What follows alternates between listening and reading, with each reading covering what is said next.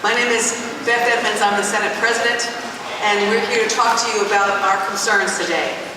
As the state budget is being worked on in committee and legislature, we want each and every Mainer to know how mindful we are of their concerns. 2 days ago, hundreds, and I mean hundreds, of Maine people filled this Hall of Flags. And our message is, we heard you. As citizen legislators, we have heard from our neighbors, by email, on the phone, in person in the supermarket, on the street, and here in the State House. We care about what you've had to say to us. I was talking to my husband and he said to me, you know, to survive tough times, every one of us depends on our families. And in Maine, we are a family, and we need to take care of each other. This is one family. We want to show you what our values are. We value opportunity for all. We must ensure that every Mainer has the opportunity to build a better life. We value families. We support policies to help hard-working, middle-class Maine families get ahead. We value our communities. We're working to build a positive vision of Maine's future that includes all of us. Although we appreciate the hard work, and we know it's been hard work, of the governor and his office to craft a budget in the midst of a $200 million shortfall, we cannot support this budget in its current form because it does not adequately reflect these shared values. Has sent us, I think, has been sent a false message. And the false message is either you make devastating cuts or you raise taxes.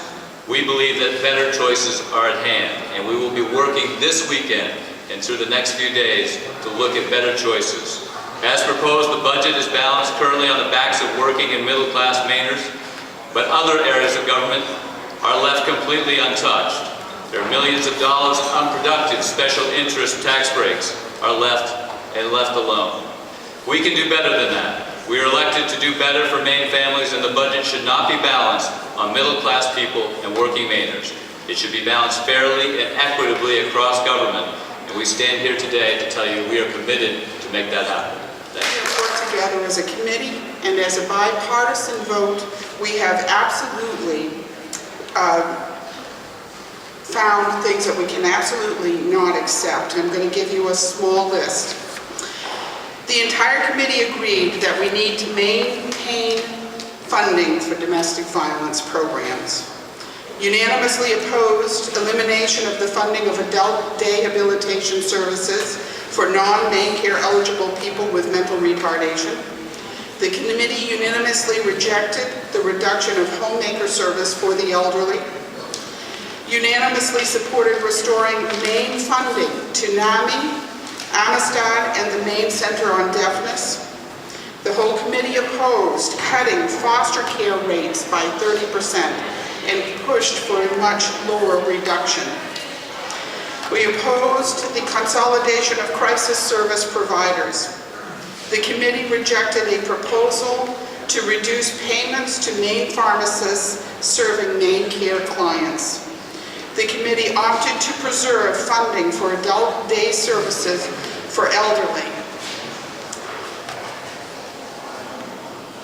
Not only will these cuts harm the people who are least capable of defending themselves, but also will cost the state more money down the road.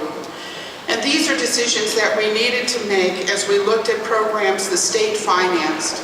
Many of these programs were put into place in order to save money within the healthcare system.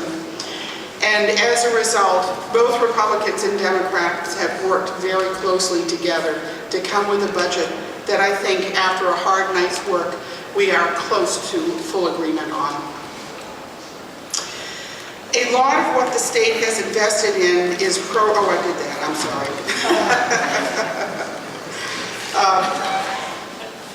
home care services for the elderly, keep them in their homes. And that instead of forcing them to more expensive nursing homes. This will save us money. And as a result, we cannot cut these funds. taking away prescription drugs for the poor. We cannot provide health care and then not allow the ability to afford the treatment. This is not acceptable. This is an ongoing process, and the committee will now deliver our report to the Appropriations Committee. And we will continue to work toward a budget that is acceptable and balances the burden on Maine taxpayers with the care of Maine people. Thank you.